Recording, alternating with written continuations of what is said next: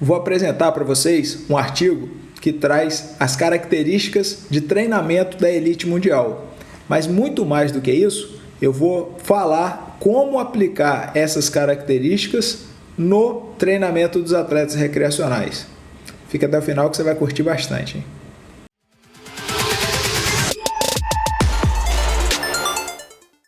Caríssimos mestres e caríssimas mestras da corrida, meu nome é Vitor Franco, sejam todos bem-vindos ao canal do Clube dos Mestres da Corrida, um canal criado especialmente para você que é treinador da corrida de rua ou que trabalha com corrida de rua, seja médico, fisioterapeuta, nutricionista, você que é corredor, que gosta de ter informações mais técnicas, mais apuradas, esse canal aqui é para você.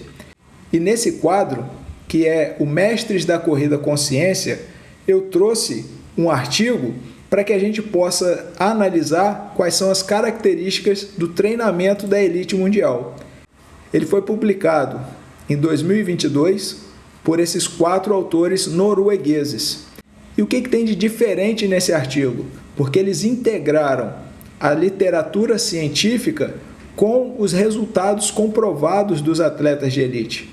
Foi uma metodologia diferente, mas traz muita informação relevante para quem, assim como eu, é treinador de atleta recreacional. A gente consegue adaptar muitas dessas informações para os nossos atletas recreacionais. Eu dividi esse artigo em 2 partes, porque ele é muito extenso.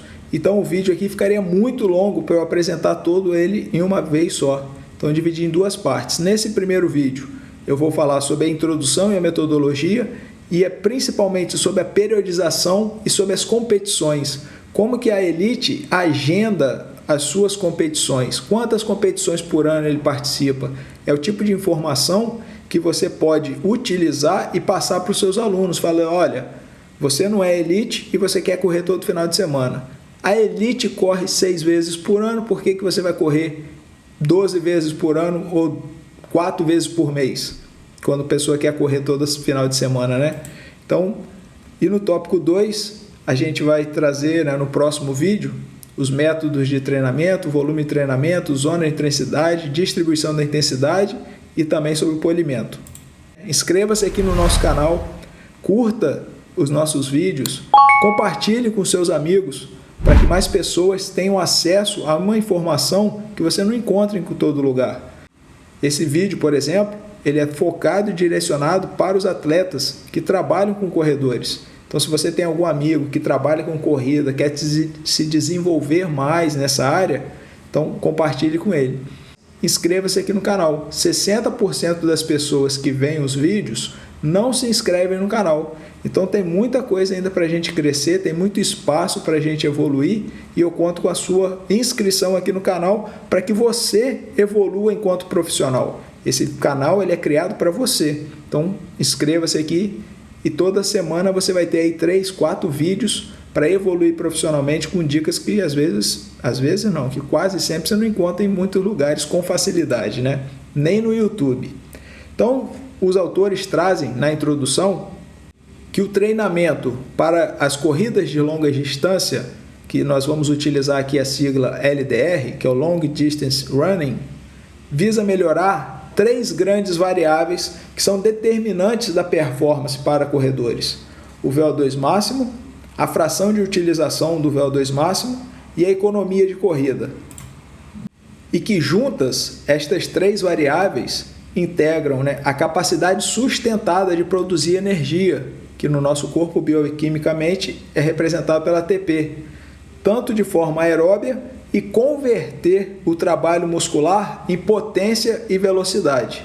Esse é o objetivo dessas 3 variáveis, é juntar o maior consumo de oxigênio, a fração de utilização, limiares, né, e a economia de corrida, para que eu consiga transformar, converter o trabalho muscular em potência e velocidade. Por isso que quanto melhor essas 3 variáveis, mais energia eu vou conseguir gerar e mais potência e velocidade eu vou conseguir realizar na minha corrida, né?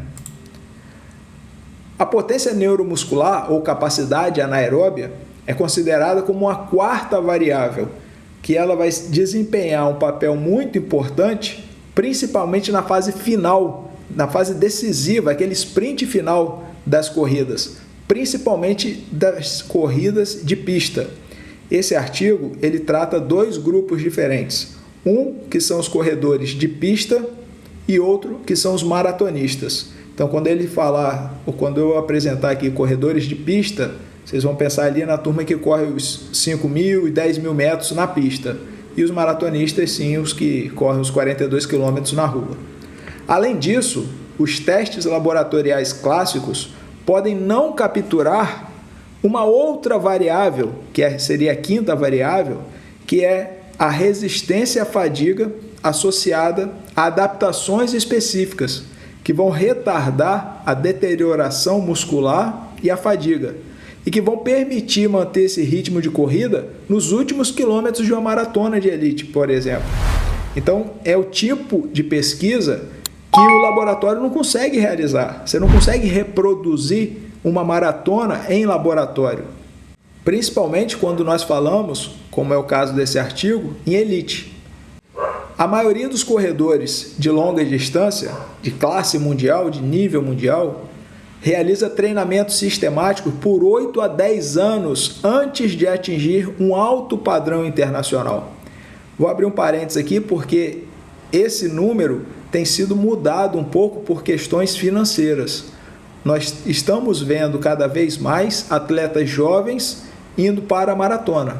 Basta lembrar o Kelvin Kiptum, que infelizmente faleceu de acidente de carro, que nesse momento que eu gravo o vídeo é o atual recordista da maratona, com 2 horas e 00, e que ele tinha 25 anos, 24 anos, 25, não lembro exatamente qual a idade, quando ele quebrou o recorde mundial da maratona.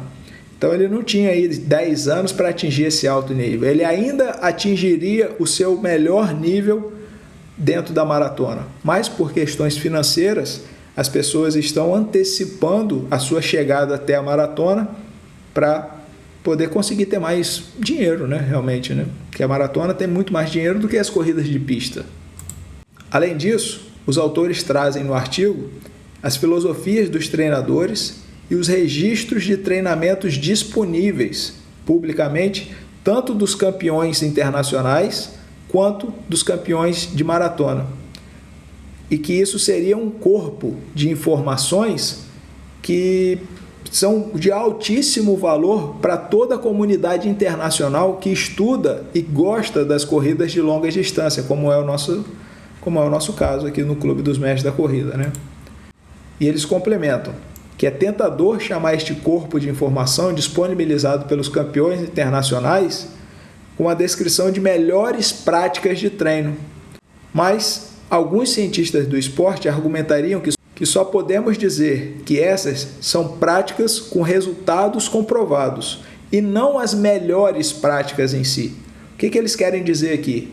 Que eles não podem falar que essas são as melhores práticas, os melhores treinos, mas são os treinos que têm resultados comprovados, com campeões olímpicos, campeões de majors e campeões de atletismo na pista.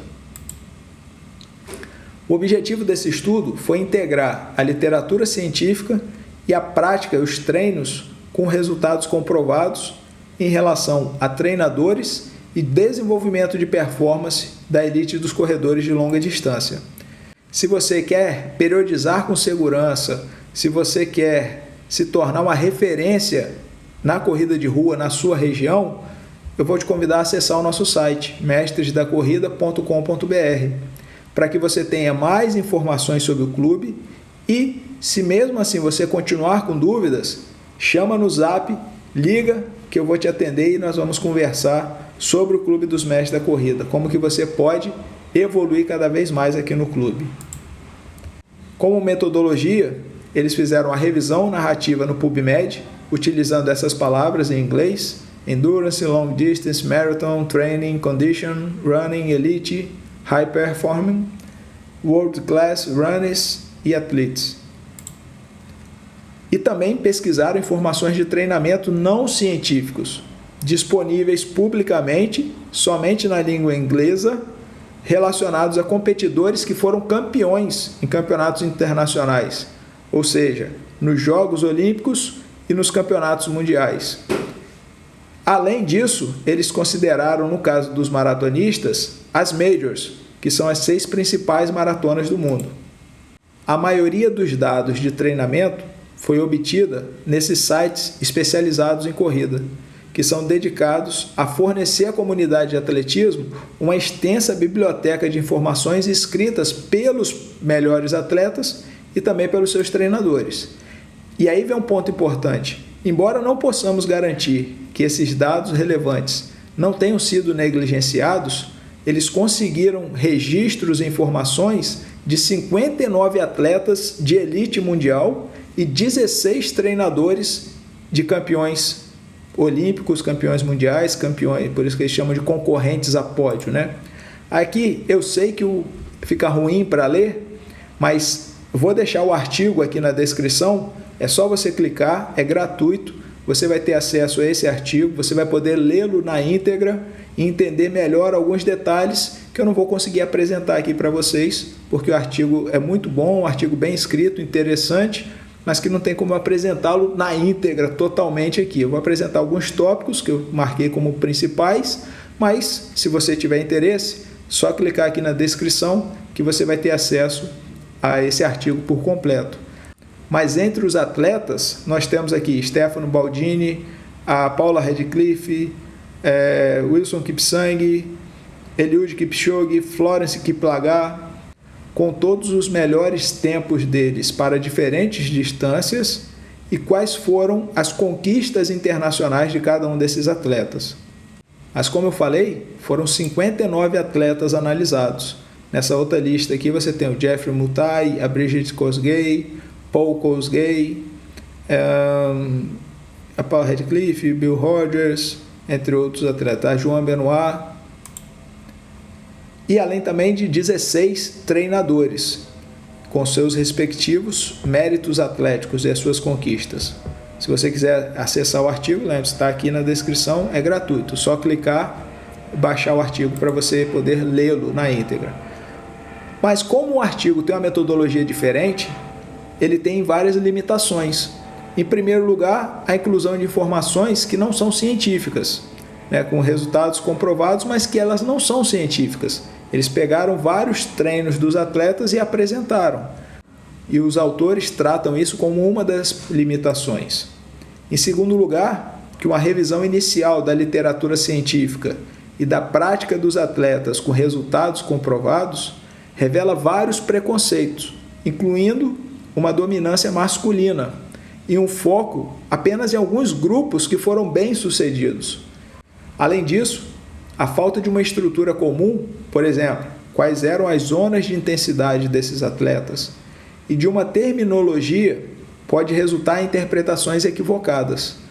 Além disso, a literatura incluída não pode ser controlada quanto a possíveis diferenças entre a prescrição e a execução do treinamento, ou em possíveis mudanças nos programas de treinamento ao longo dos anos. O que eles querem dizer com isso?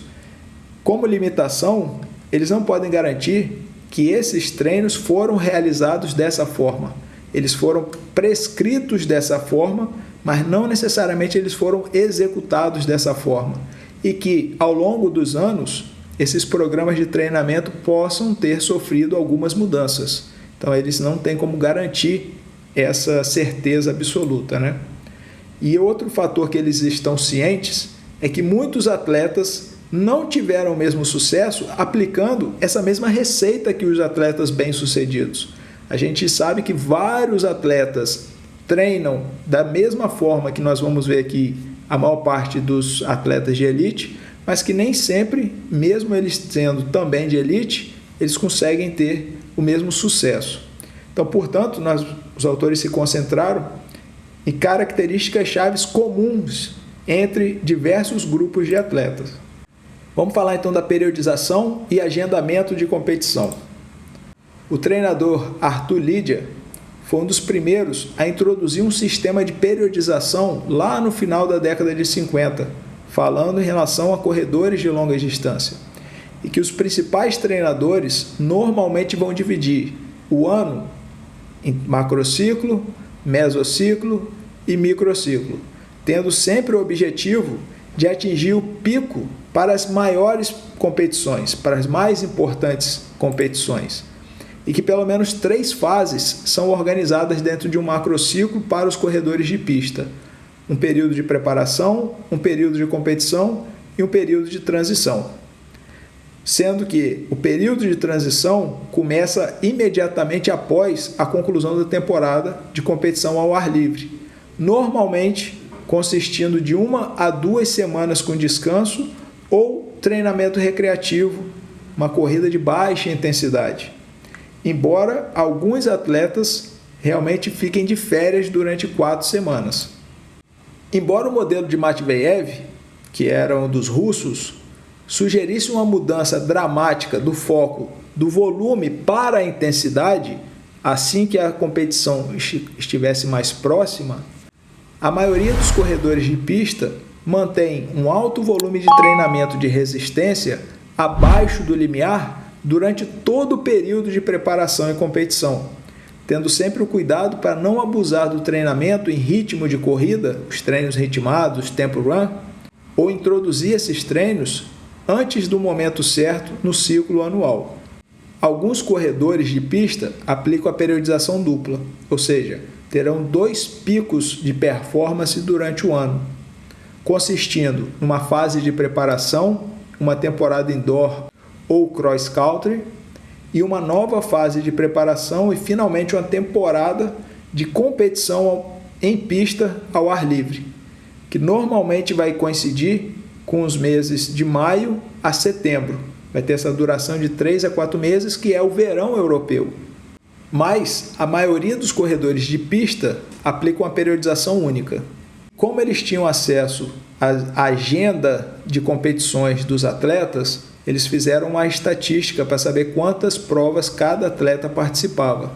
Então eles colocaram que os corredores de pista participaram de 9, mais ou menos 3 provas ao ano, dos quais 6, mais ou menos 3, eram corridas ao ar livre, antes dos Jogos Olímpicos ou dos Campeonatos Mundiais, e que cerca das metades da corrida ao ar livre foram chamadas de subdistâncias. Já que a gente pensa em corredores de 5.000 e 10.000, eles chamam de subdistâncias as distâncias de 1.500 e 3.000 metros. Enquanto a outra metade consistiu, sim, nas competições de 5.000 e de 10.000 metros, falando nos corredores de pista. Nenhum dos corredores de pista competiu em distâncias excessivas, por exemplo, meia maratona, nos 3 a 4 meses anteriores aos Jogos Olímpicos e ao Campeonato Mundial. Essa já é uma informação bacana que você pode passar para o seu aluno recreacional.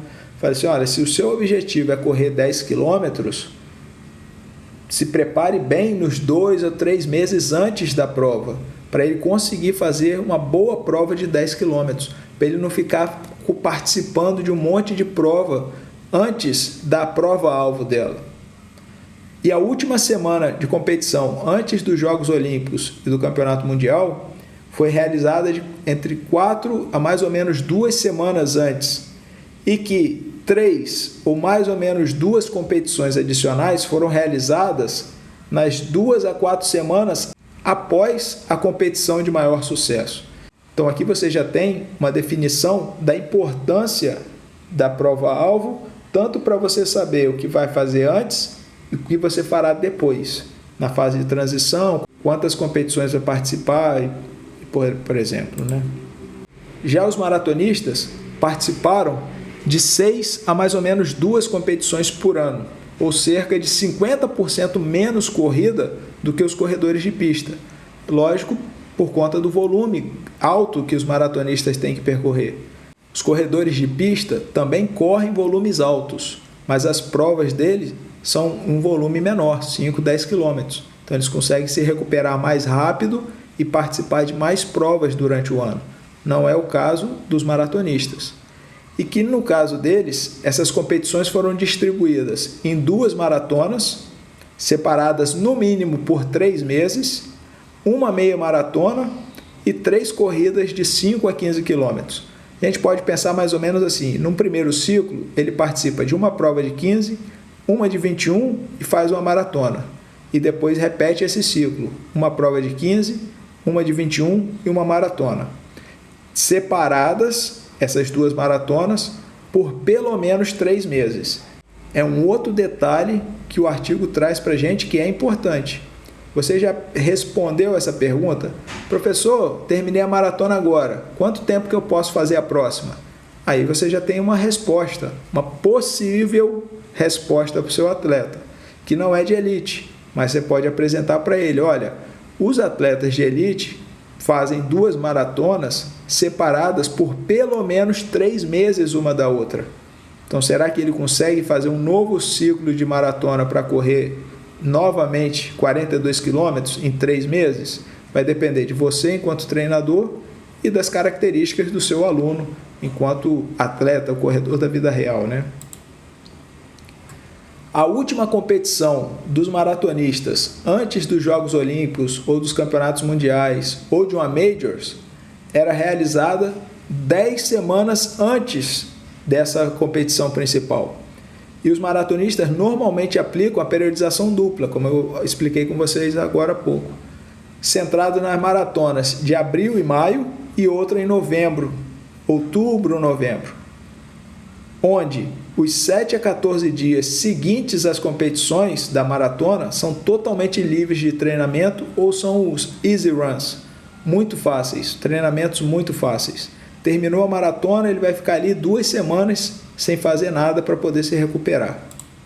Nesse slide, os autores trazem a informação de que não é possível você comparar periodização reversa, linear ou ondulatória. Eu fiz uma live aqui sobre esses 3 métodos, existem outros métodos, mas se você quiser ter mais informações, eu vou deixar aqui no card para você visualizar depois que terminar esse vídeo a nossa live sobre os modelos de periodização. Cientificamente a gente não tem como comprovar que um seja melhor do que o outro, mas na prática eu explico como que eu utilizo esses 3 métodos de periodização, né? Então, embora as comparações científicas de diferentes abordagens de formação a um nível maior sejam difíceis de realizar, estudos futuros deverão verificar e testar os conceitos desenvolvidos pelos melhores profissionais ao longo das últimas décadas. Ou seja, mais uma vez a ciência nos traz que precisamos estudar mais sobre as corridas de rua de longa distância. Não tem como nós definirmos muitas questões científicas porque ainda carece de muita pesquisa. Essa é a primeira parte desse artigo. A segunda parte eu vou disponibilizar em breve. E pedir a você, inscreva-se aqui no canal, porque assim você vai estar evoluindo, você vai estar aprendendo cada vez mais sobre corrida de rua. Estou aqui disponibilizando um artigo para vocês, estou aqui dissecando um artigo, né, apresentando para vocês como um grupo de estudo, um artigo bacana, interessante, com as características aí de treinamento da elite mundial de corrida, que eu tenho certeza que vai te ajudar a evoluir profissionalmente e a entender melhor como que a elite treina, tá certo? Então, por conta disso, inscreva-se aqui no canal. Se quiser o artigo, está aqui na descrição, gratuito, é só clicar e baixar. E lembre-se, hein? Ninguém evolui sozinho.